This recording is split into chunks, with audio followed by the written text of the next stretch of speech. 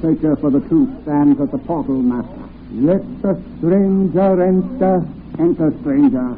The Master awaits you. Ah, madame, you seek the truth about yourself and your future? Why, yes, I do. Be seated. As I look in the crystal, I see you through the coming years. You will be fortunate in your affairs of the heart, and will reap a fortune in affairs dealing with money. Oh, will I really? All your fondest wishes will come true. You shall gain your heart. Today's radio play, The Silver Queen, is based on a most interesting story taken from the pages of the American Weekly, the magazine distributed with all her Sunday newspapers from coast to coast. I'll have 5 pounds of sugar. 5 pounds of sugar, ma'am? Hello, Dan. Why, it's St. Kitty Burger. Good morning, Kitty. Oh, what's good about it, Dan? What's the matter, Kitty? Tom Struck paid dirt yet? Oh, you know he hasn't. And he never will. He always manages to get to a boom spot just too late. Well, that's the way this prospecting goes, Kitty. Before we came out here to Mineville, I had my fortune told. And? Well, he said I'd be fortunate in affairs of the heart. So you are. You've got Tom. Yes. Yeah, and he said I'd reap a fortune in affairs dealing with money. Do tell. There's your Tom off working in the mine. I think you got a good chance of that prophesying coming true. Oh, it'll never come true as far as Tom's concerned. Oh, now, Kitty, you can't never tell about that. I know one man caught on the tail of a winning streak and stuck with it. He's made a couple of millions and still piling it up. Yeah? Who's that? Grub Dakin, up to Silver City. Oh. Since he struck it rich with his peerless mind, he's moved up there and gone in for heavy spending. I wish I could meet him, Dan. Do you think I could? I don't know, Kitty. He don't ever come down to Mineville no more. I see by the Silver City News that he's having the dedication Saturday night of the new opera house he's given the town. All the nabobs is going to be there. I wish I could be there. Sack of flour, Harry. Dan, will you introduce me to this Mr. Dakin? How can I? He's up to Silver City. Oh, I've got some household money saved up, enough to take us both to Silver City. If he's dedicating his opera house, he'll be there, won't he? Sure. Well, I'll get us there if you'll do the rest.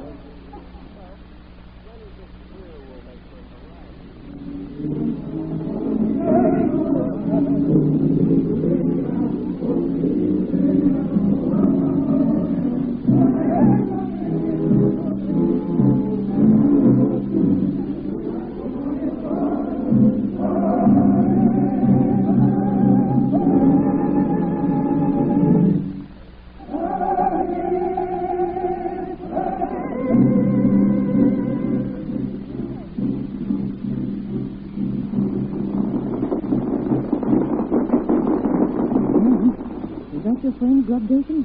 Yep. Gone. Oh, up in a monkey suit, too. Ladies and gentlemen. He's going to make a speech. I have made my file grub sticking, not stupefying.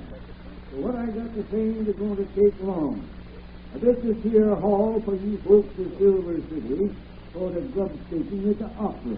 Same as have grub stake loads of fellas for gold and silver mines. I hope you have lots of luck with it. That's all.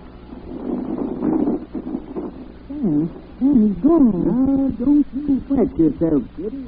There's to be a big reception after this concert business is over, and you gone.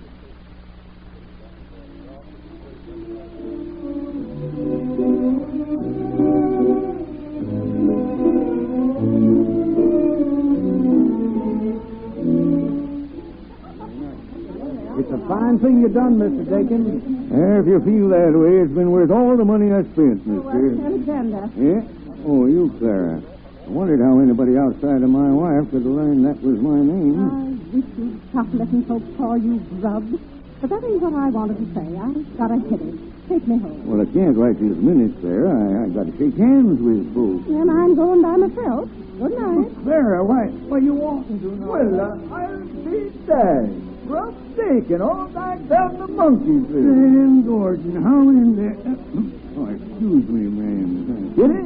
This is Grub Dakin, an old pal of mine. How do you do? Grub, you're the prettiest little woman around Mineville. I can see that. I'm glad to make your acquaintance, ma'am. Not half as much as I am yours, Mr. Dakin.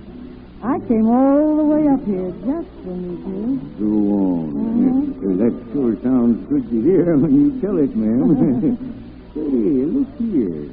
My wife's gone home and left me to hold the fort alone against these mob of senators and governors and such. Well, I need a hostess. Suppose you stand here with me. Right. Dan, run along. I'll see you later. Good.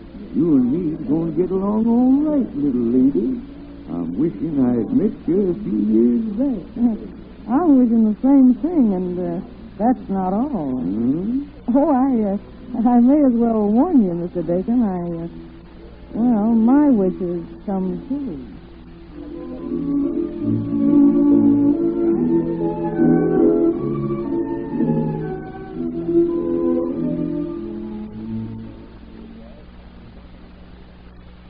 Alexander, you don't.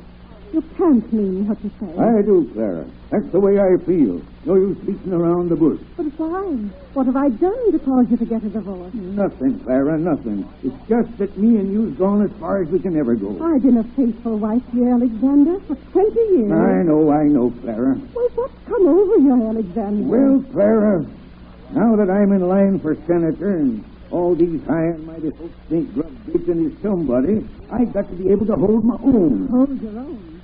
Why, if it weren't for your money, these people wouldn't look at you twice. If you ever lose it, they'll cross the street to keep away from you. Now, listen, Clara. I told you I'm going to get a divorce, and that's all there is to it. Well, what about me? I can't start out to earn my board and keep now, Alexander. I'll take care of you, Clara. I'll do the handsome thing by you. Well, and what do you intend to do for that blonde hussy? Keep Kitty out of this. What I aim to do for her is our business. Hers and mine. I thought so.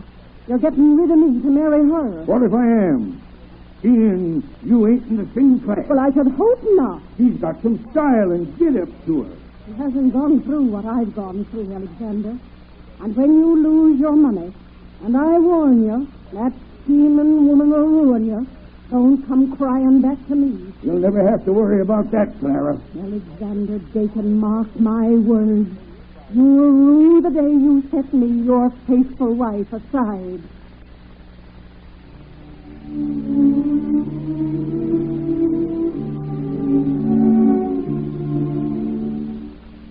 Despite Clara's dire warning, the Dakin luck holds out. Grub and Kitty marry as soon as the legalities are taken care of, and Grub becomes a senator. Then comes the collapse of the silver boom. Grub's famous Fearless mine has to close. Penniless, he finally gets a job as Silver City's postmaster, working in the building erected on land he has given. Then ill health strikes him to his deathbed. Kitty. Yes, sir. I'm afraid I've brought you some hard times, Kitty. You brought me some mighty happy ones, Grub. I've given you all money to buy, but you paid for it. You lack a friend. Women. None of the women in Silver City are worth thinking about, Grub. The divorce business turned them against you. But I couldn't have had you without the divorce, Grub. You're a good woman, Kitty. A good sport. I haven't got anything to leave you. Grub, you mustn't talk like this. That's Kitty. There ain't much time left now. I'm going to give you the only legacy I've got left to give. It's a piece of advice. Never part with a fearless mind. Never part with old fearless, no matter what happens.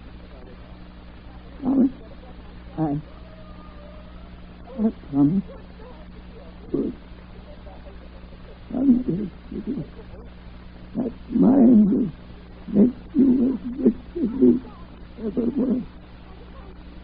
Some day.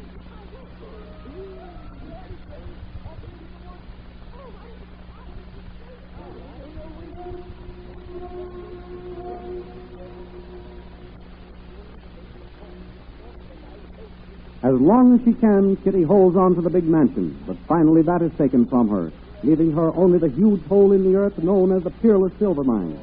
The old woman is allowed to move into a shack at the mouth of the shaft. Every week, she trudges to mine bill for meager supplies. One day, she fails to appear at the general store, and old Dan comes out to bring her food and see what's happened to Kitty. Toby! Toby! Keep still. Oh, someone's coming, eh? Keep your distance, whoever you are. Put your gun down, Kitty. It's me. Oh, Dan. Yep. When you didn't show up for your grub, your supplies, I thought I'd better fetch them myself and see how you were. Thank you, Dan. Put them over there. Just charge them, will you, Dan? Oh, sure, thank you. I'll settle up as soon as I get old Fearless reopened. That's all right. What's that? What's the matter, Toby? What do you see, boy? Who's there? Keep your distance. What's the matter, Kitty? Ain't the Silver Queen holding court today? Go away. I'm warning you. I get it. The Silver Queen's gonna call her. Who's your beau, Silver Queen? Get out of here, you hoodlum. Dan Gordon. Why, old rascal, you sparking the Silver Queen. Get out of here. Get out of here. Dan. It's all right. Don't pay any attention to him. Oh, it's downright shame. Well, I never paid them any attention when I was on the top of the heap. Why, the baby's friendly now. You'll show them all up. Sure. Sure, you always had everything you wished for. Remember what you told me once about that fortune teller's prophecy? Yes. Yes, Dan. I remember. Well, cheer up.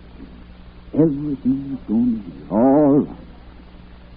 I guess I'd better be getting back to town.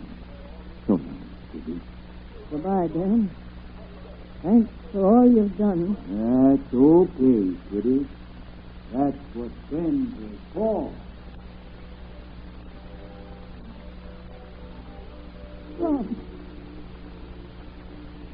Oh. I see. Just like that first night at the opera. Standing down there on the stage waiting for the applause to stop. Now, you're standing up there, waiting for me.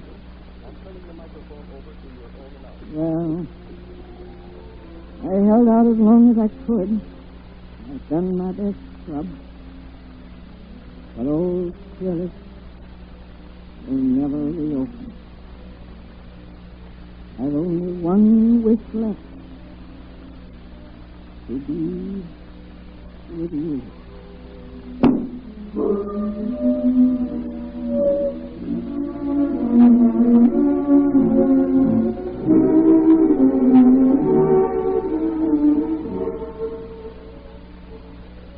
Be sure to read the details of how a woman's luck took her to the heights of fortune and to the depths of poverty. It will appear in next Sunday's issue of the American Weekly, the magazine distributed with all her Sunday newspapers from coast to coast. You will find it under the title, Every Wish She Made Came True, but She Died Penniless. Now we turn the microphone over to your own announcer.